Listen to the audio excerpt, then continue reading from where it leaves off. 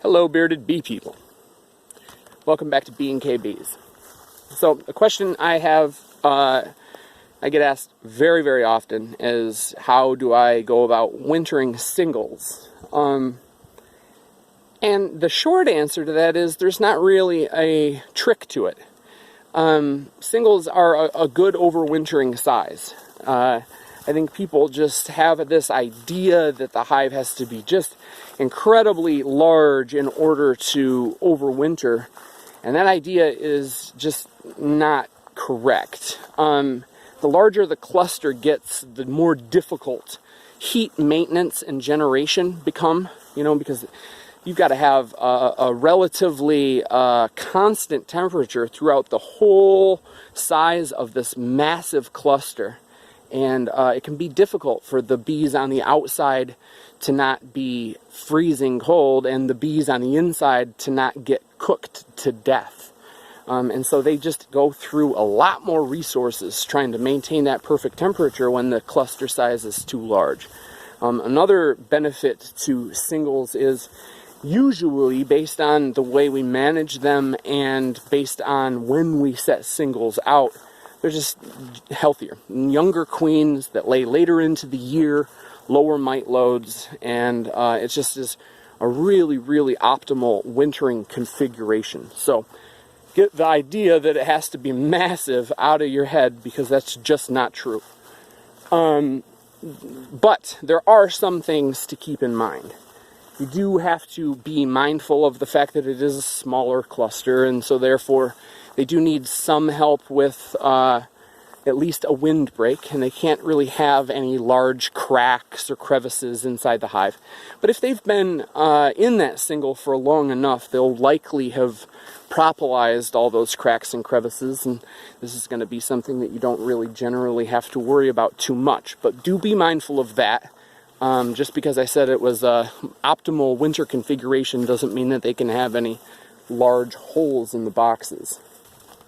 So the other idea is that these should be singles, these should be small by design, not because it was a straggler colony that just barely made it through last winter and that stayed the entire year in a single.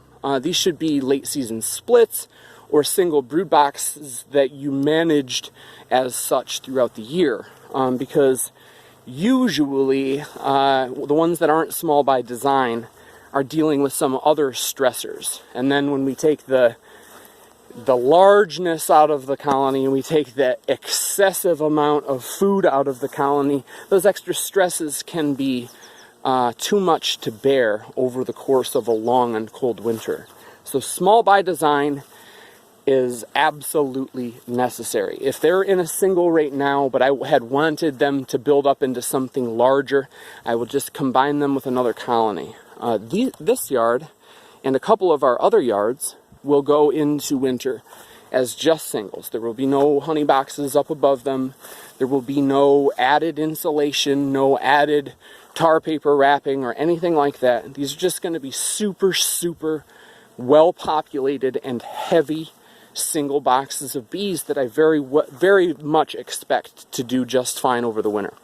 Last winter hit negative 16 degrees Fahrenheit a couple times, and we had singles overwinter just sitting on the ground. So, like I said, these bees can deal with a lot. If they're healthy and they have enough food, this is a good overwintering configuration, and I think people just generally think that it's harder than it is. I didn't necessarily plan on those hives going through the winter on the ground, and I definitely didn't think that they were going to do that great when I saw that they were completely engulfed in snow. And then, like I said, when it got to almost 20 degrees below zero, I was certain those bees were going to die. And then April rolled around and I popped the top, and it's a buzzing colony of bees that didn't look too different than it did going into winter.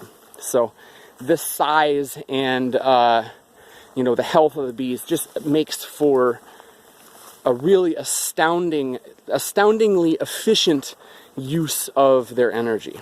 The heat maintenance and generation is a lot easier for them in this configuration, and it just shows in the amount of food that they use to get through the year.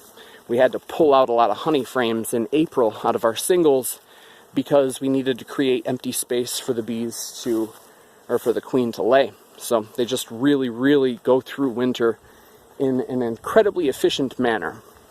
So they've got to be super well populated. They have to be small by design. They have to be incredibly, incredibly heavy. And by far the most important thing is that they're healthy.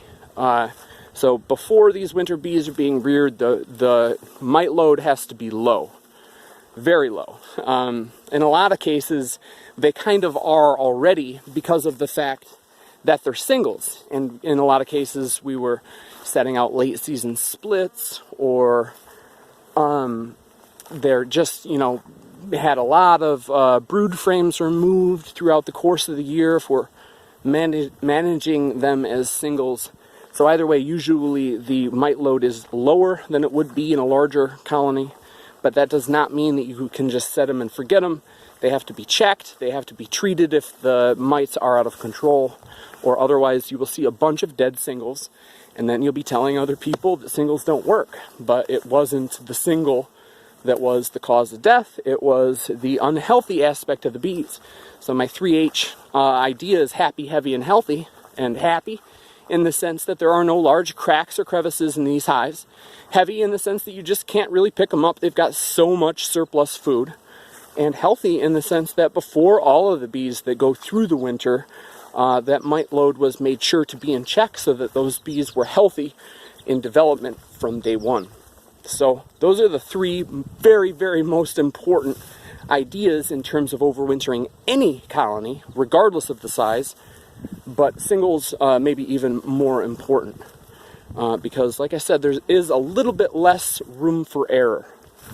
But there is some room for error because they can survive in the Michigan winter, minus 20, sitting on the ground, completely engulfed in snow.